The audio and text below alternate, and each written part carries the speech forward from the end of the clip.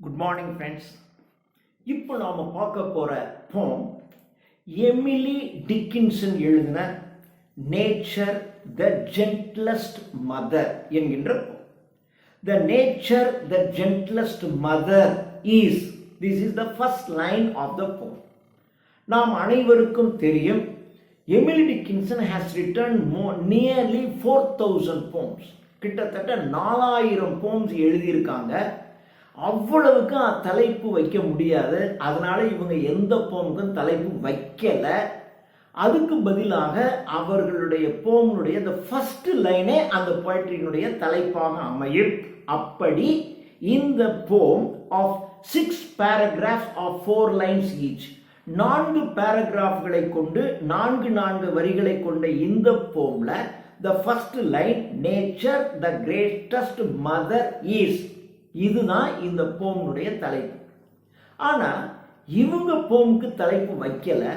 ஆனால் இவர்களுடைய எடிட்டர் இவர்களுடைய கவிதைகள் எல்லாம் ஒன்று சேர்த்து எடிட் பண்ணின இவங்களுடைய editor Mabel லூமினோ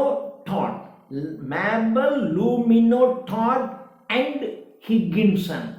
Mabel Lumino Todd and Higginson என்ற இவருடைய editors, they have given titles for a few points. ஒரு சில கவிதைகளுக்கு இவருடைய கவிதைகளை எடிட் பண்ணின அந்த எடிட்டர்ஸ் 2 பேரும் சில தலைப்புகளை வைத்திருக்கின்றார்கள்.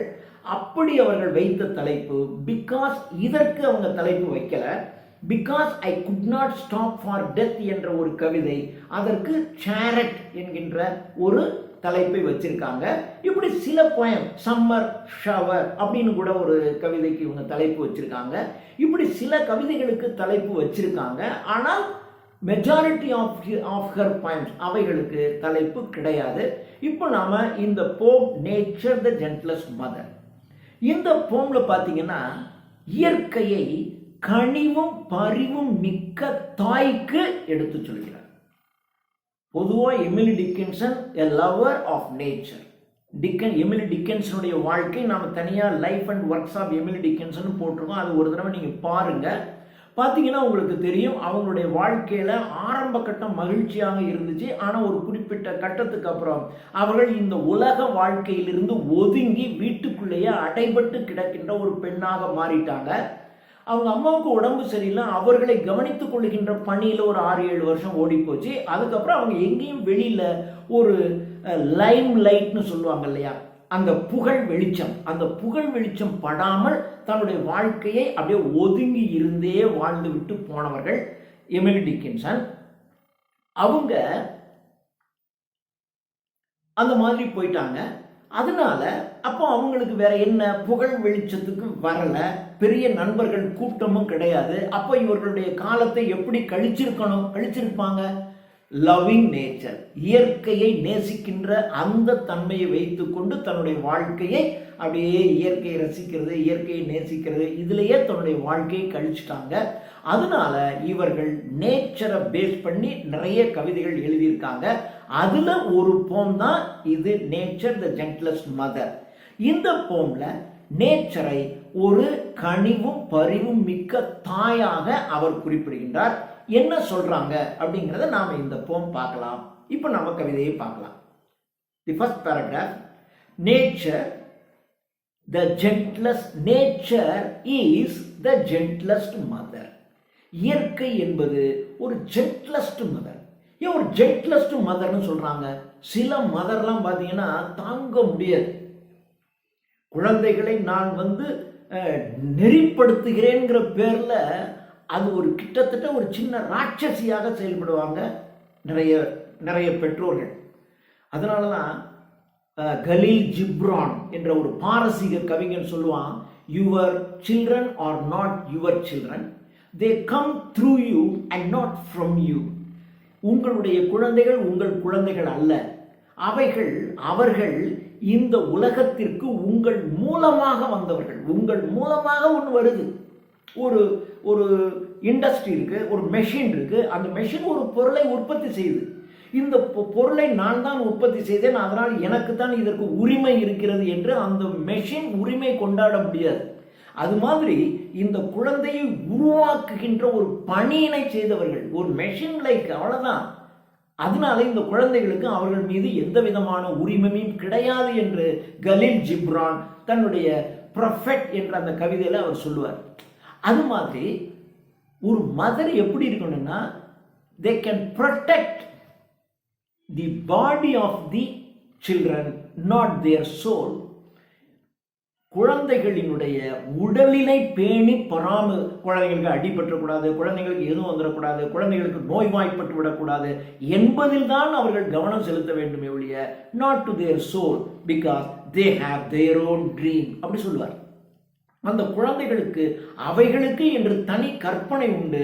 அதனால அந்த சோலுக்குள்ள நீங்க போகாதீங்க. அந்த குழந்தைகள் ரொம்ப இன்னோசென்ட்டா அவைகள் ஒரு கனவு கண்டு கொண்டு இருக்கும்.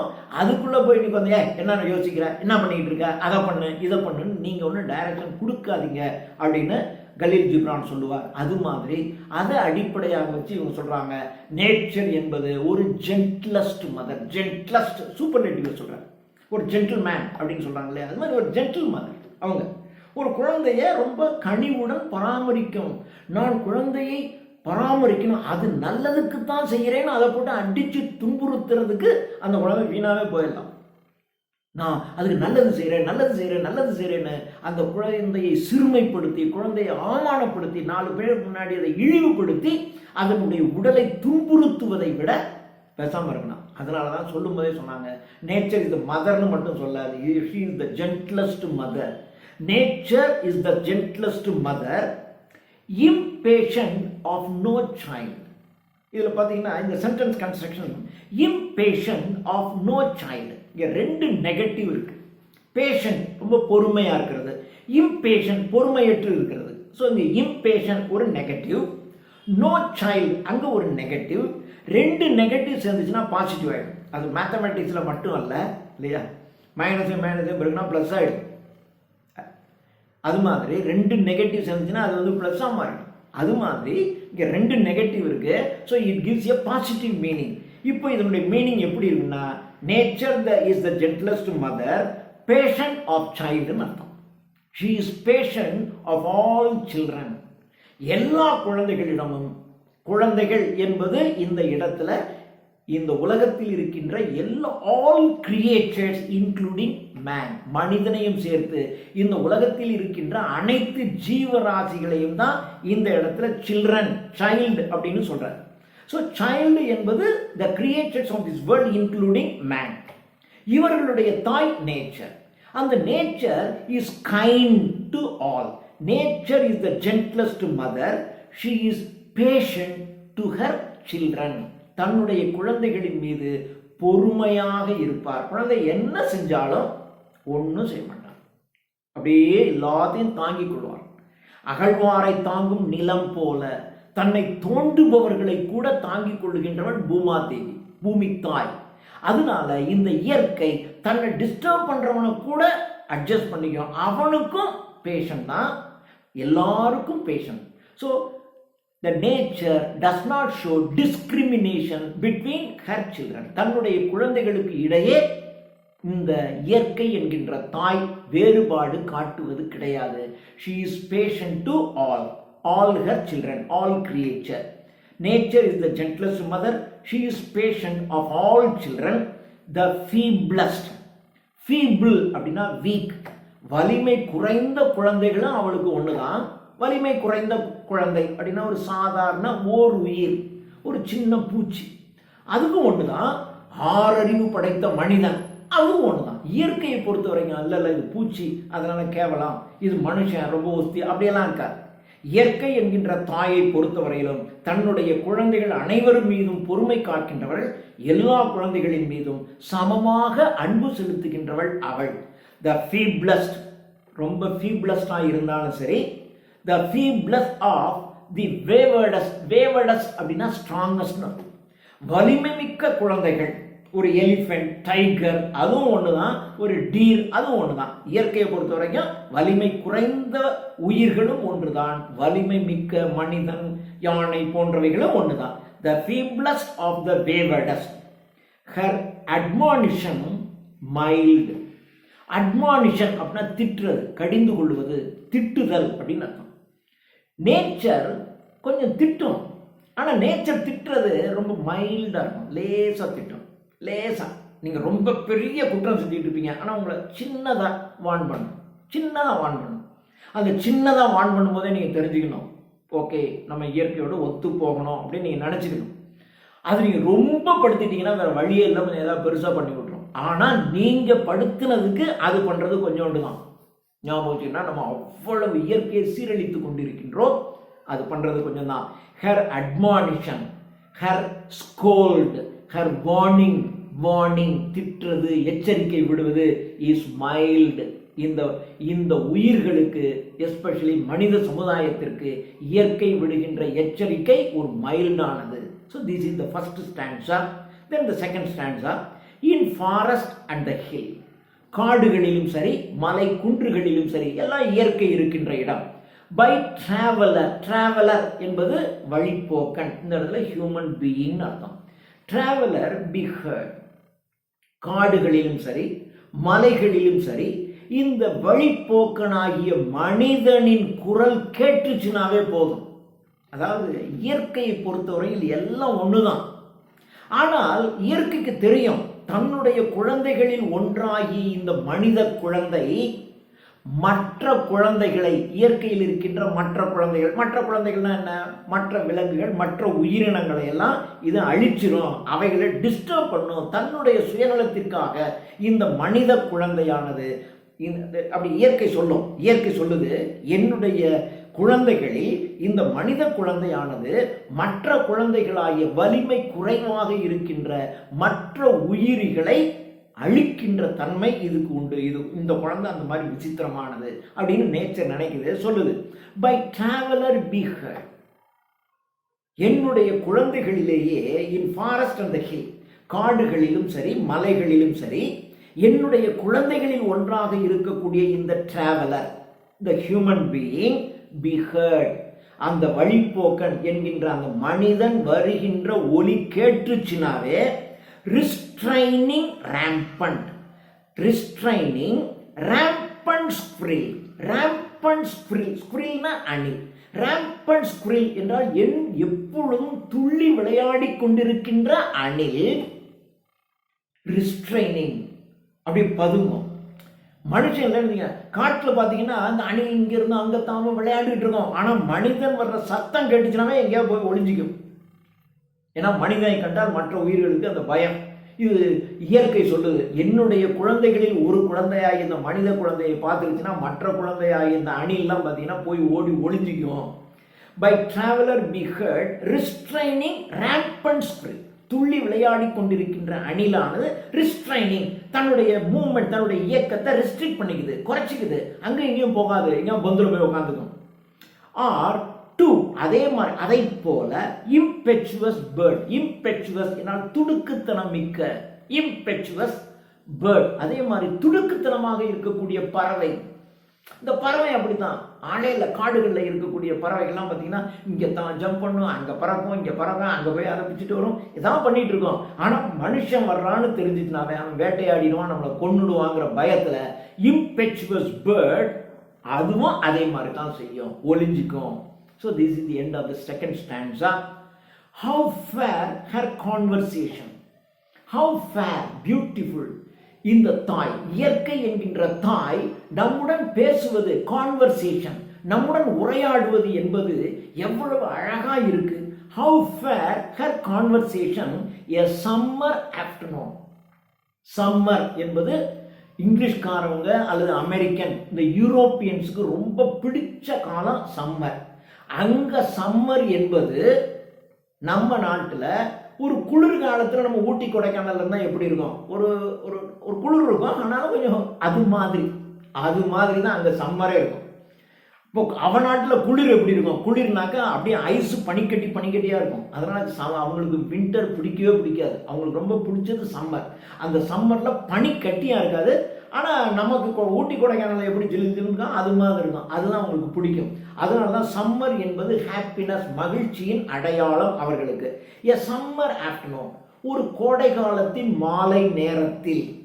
ஒரு கோடை காலத்தின் மாலை நேரத்தில் அப்படியே பேசிக்கிட்டு இருந்தால் எவ்வளோ இனிமையாக இருக்கும். அது மாதிரி நேச்சர்னுடைய conversation is beautiful. How fair her conversation a summer afternoon her household. Her household, her என்ன அவளுடைய, எவளுடைய, இயற்கையினுடைய. ஹவுஸ்ஹோல்டு அப்படின்னா வீட்டில் இருக்கக்கூடிய எல்லாம்.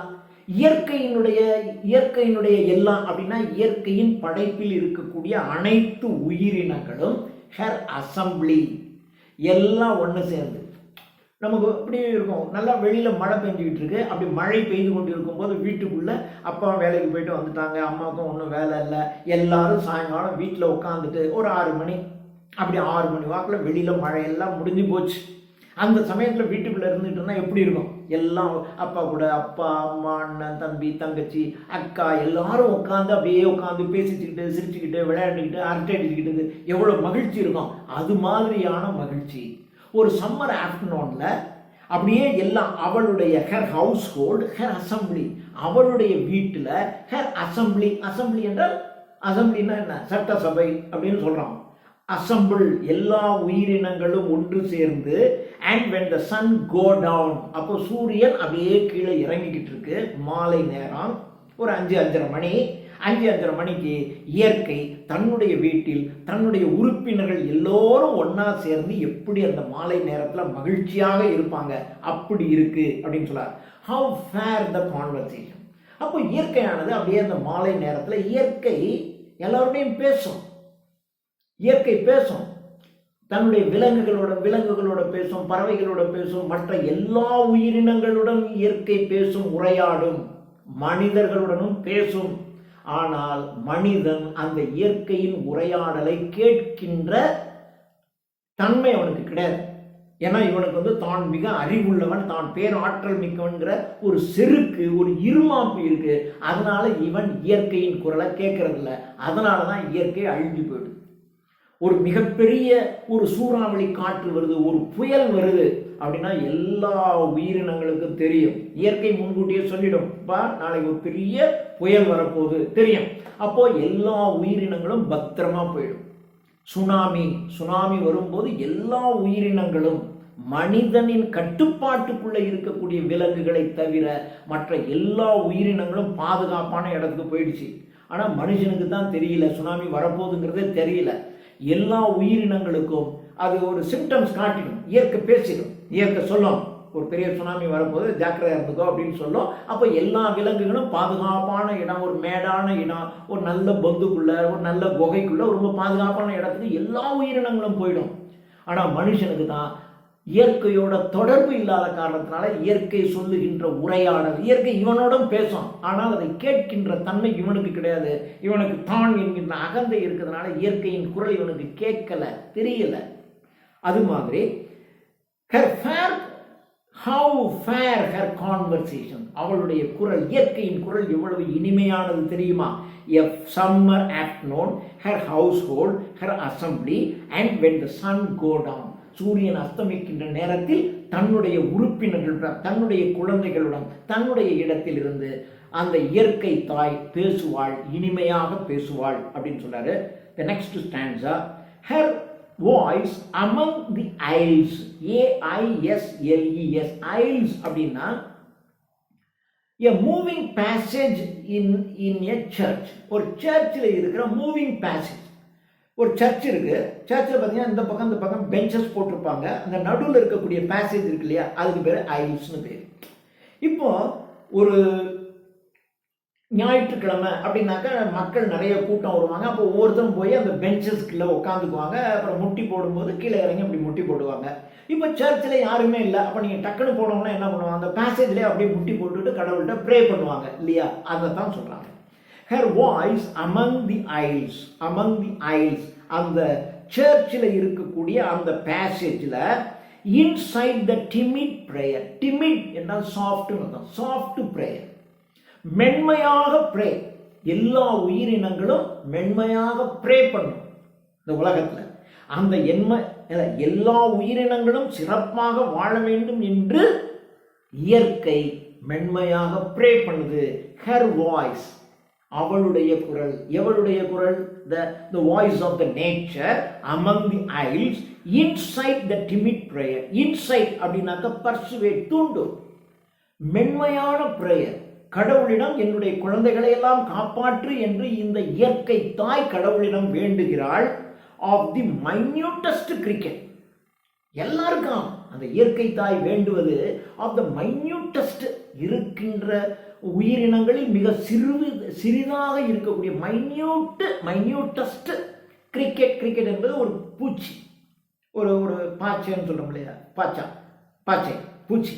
அந்த கிரிக்கெட் என்கின்ற அந்த பூச்சியிலிருந்து the most unworthy flower. காட்டுப்பகுதியில் பார்த்தீங்கன்னா கவனிப்பாரற்று அப்படியே சின்ன சின்ன மலர்கள்லாம் இருக்கும். எவ்வளோ ஃப்ளவர்ஸ் நமக்கு பார்த்தீங்கன்னா அழகாக பெருசாக கலர்ஃபுல்லாக இருக்கிற மலர்களை மட்டும்தான் நமக்கு தெரியும். ஆனால் இயற்கையின் படைப்பில் சாதாரண சின்ன கவனிப்பாரற்று கிடக்கக்கூடிய மலர்களும் இந்த உலகத்தில் இருக்கு. அந்த கவனிப்பாரற்று கிடக்கக்கூடிய மலர்களையும் அதே போல மிகச்சிறிய கிரிக்கெட்டையும் அவர்களுடைய நலனையும் வேண்டி இயற்கை தாய் கடவுளிடம் வேண்டுவாள். Her voice among the isles, inside the timid prayer of the minutest cricket, the most unworthy flower. ஒரு ஒர்த்தே இல்லைங்க அந்த ஃப்ளவரை அப்படி எடுத்துக்கிறதுக்கு, ஒரு ஒர்த்தே இல்லைங்க. அந்த மாதிரி ஃப்ளவருக்காகவும் இயற்கை தாய். ஏன்னா அதெல்லாம் தன்னுடைய குழந்தைகள், தன்னுடைய குழந்தைகளாகிய ஒரு மைன்யூட்டஸ்ட் கிரிக்கெட்டையும் சரி, ஒரு அன்வர்த்தி ஃப்ளவருக்காகவும் கடவுளிடம் அவள் வேண்டுவாள். Next stanza, when all the children sleep. எல்லாம், அதாவது சன் டவுன் சொல்லிட்டாரு. அதுக்கப்புறம் எல்லா குழந்தைகளுக்காகவும் கடவுள் வேண்டுறாங்க. இப்போ எல்லா குழந்தைகளும் தூங்கிடுது. இரவு எல்லா குழந்தைகளும் இரவு வந்த உடனே எல்லா குழந்தைகளும் தூங்கிடும். ஆனால் தாய் மட்டும் தூங்க மாட்டாங்க. அடுத்த நாள் தன்னுடைய குழந்தைகளுக்கு என்ன தேவை என்பதற்காக அவர்கள் விழித்திருந்து அந்த இதை செஞ்சுட்டு இருப்பாங்க.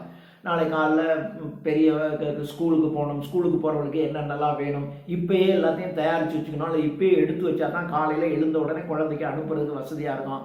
சின்ன பாப்பா எத்தனை மணி வரைக்கும் தூங்கும், அது எத்தனை மணிக்கு எழுந்திருக்கும், அதுக்கு என்ன உணவு, அதுக்கு என்ன பால், என்ன எல்லாத்தையும் யோசித்து முதல் நாள் நைட்டே நம்மளாம் தூங்கிட்டு இருப்போம், எல்லாரும் தூங்கிட்டு இருப்போம். ஆனால் தாய் உறங்க மாட்டார்கள். அவர்கள் அடுத்த நாள் இந்த குழந்தைகள், என்னுடைய இந்த குழந்தைகளுக்கு என்ன தேவை என்பதை கவனிக்க வேண்டும் என்பதற்காக அவர்கள் விழித்திருப்பார்கள். When all the children sleep, she turns as long away as will suffice to light her lamps. எல்லாம் இருள் வந்துருச்சு. அடுத்த நாள் விடியற்காலை வருவதற்கு முன்பாக சஃபிஷியன்ட் என்னென்ன வேலையெல்லாம் செய்யணுமோ எல்லாத்தையும் செய்வாங்க. as will suffice to light her lamps. then bending from the sky.